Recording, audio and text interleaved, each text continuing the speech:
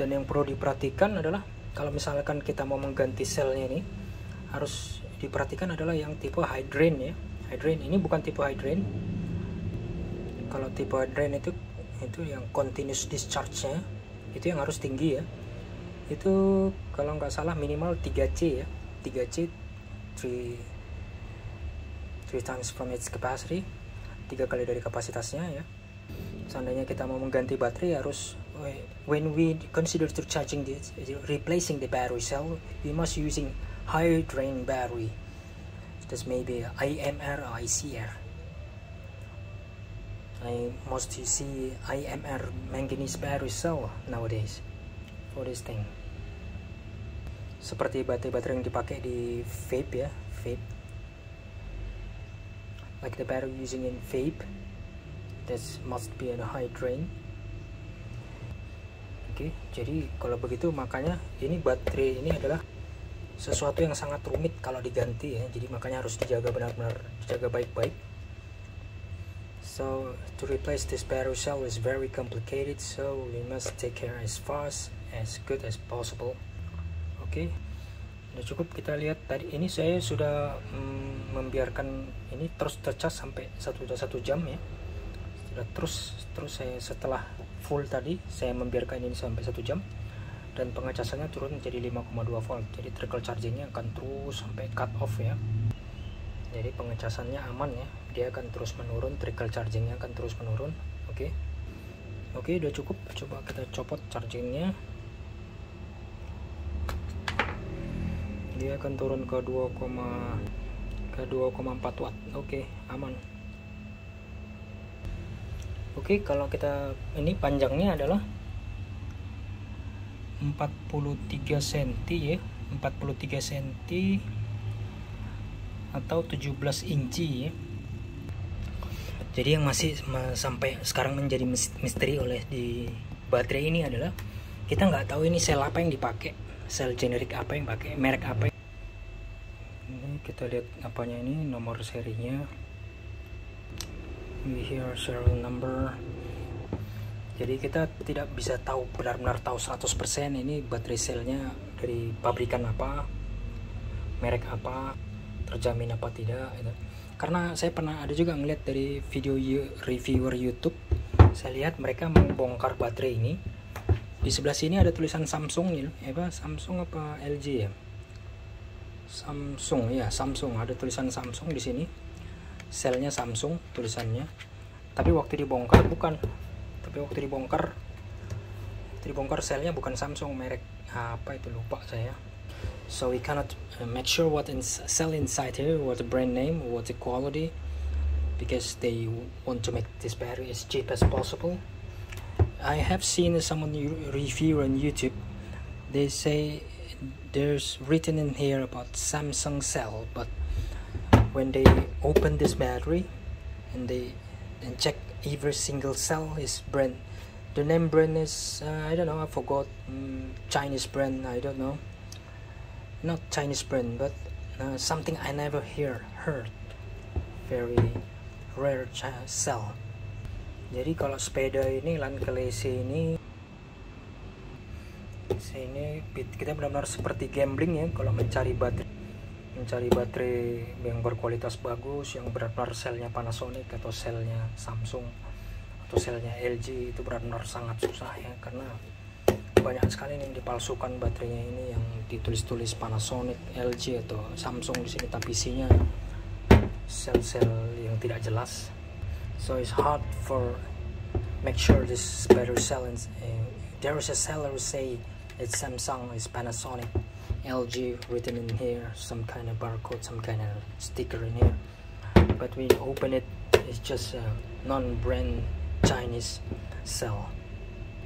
It's like a gambling to buy this battery, to deal with this battery. So do as best as you could to maintain this long life. Jadi ada yang satu perlu diperhatikan kalau di memasang baterainya ini. Ini kan bunyi, nampak dia ini kendor, ini masih banyak ruangan dia, kendor tuh seperti seperti ada tempat untuk dia berputar-putar.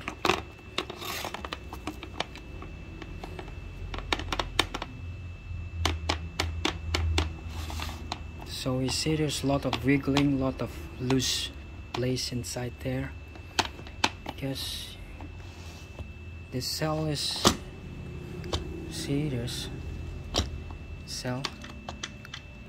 Jadi inilah yang terjadi kalau kita lewat jalan rusak. Ini sering bunyi ketek. Kemungkinan besar dari baterai ini ya, baterai ini kendor ya, dia tidak dia kurang duduknya kurang rapat. The battery is not seated properly, so for some reason we can add some kind of some sellotape tape in here or anything just to make it good contact to this body. Jadi caranya adalah kita tambahkan selatip atau semacam apa lah gitu. Ini kita tempel di sini supaya dia duduknya lebih tidak ada kendor-kendor lagi. Ada 3 posisi memutar kuncinya ini. Ada 3 lokasi posisi ya. Jadi yang terpakai itu cuma 2, yang membuka dan menutup baterai itu. Jadi fungsi yang ketiga tidak terpakai sama sekali. Saya tidak tahu kenapa. Sepertinya itu adalah fungsi untuk mengunci baterai, mengunci fungsi kelistrikannya supaya terputus cut off listriknya, tapi tidak ada dalam sistem ini. Karena dia kalau masuk ke yang ketiga tadi, ini nggak bisa dilepas itu. Jadi hanya 2 yang berfungsi di sini.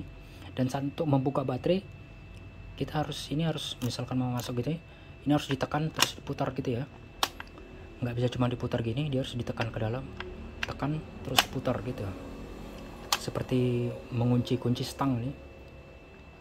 When we want to remove the battery, we can't just turn like this, it lock. We must press then turn. Okay. Dan jika ingin melepas baterainya tadi, ini harus dicopot ya. Kalau enggak dia akan nyangkut di ini, kuncinya akan menyangkut di baterai.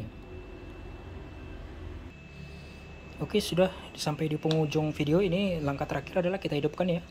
Ini menghidupkannya tekan sekitar 2 detik. Tunggu sekitar 2 detik ya. Tuh. Nah, ini sudah kita lihat baterainya full. 110 baris full. Ini kalau dilihat ini ada huruf, di sini ada huruf F, di sini huruf E. Ini full, ini empty. Ini penuh, ini full atau penuh, ini E empty, kosong. Jadi ini sudah odometer udah 11 kilo ya.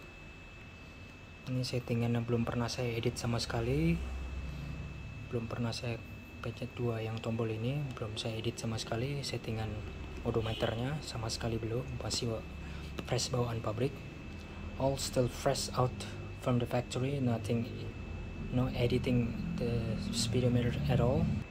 Oh iya, hampir terlupa satu yang paling penting, saat kalau baterainya habis baru kita pakai sepedanya, terus baterainya sampai habis benar-benar nol, itu nggak boleh langsung kita cas ya,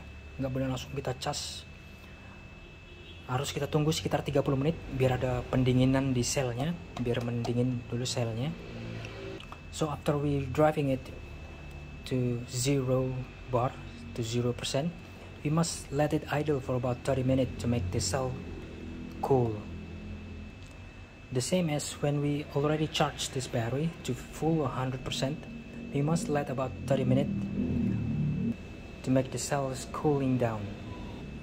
In this case, because this is not a fast charging, so the battery, after I charge it, I feel it's very cold. So there's no problem after you charge it, then use it as it is. No big deal, because the battery cell is cool. Jadi di sini tidak masalah karena tadi yang kita sudah coba saat kita cas itu baterainya sangat dingin ya. Jadi tidak masalah setelah dipakai. Setelah dicas langsung dipakai tidak masalah karena temperaturnya sangat dingin. Jadi kuncinya lithium itu biar awet adalah jangan biarkan dia kepanasan ya. Dan jangan digeber-geber terlalu berlebihan ya, jangan digeber-geber berlebihan.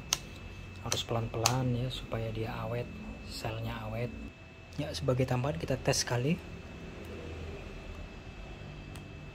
tekan 2 detik ya, kita masuk ke pas 0, pedal assist 0, jadi ini pakai full throttle ya, dia kendali pakai throttle.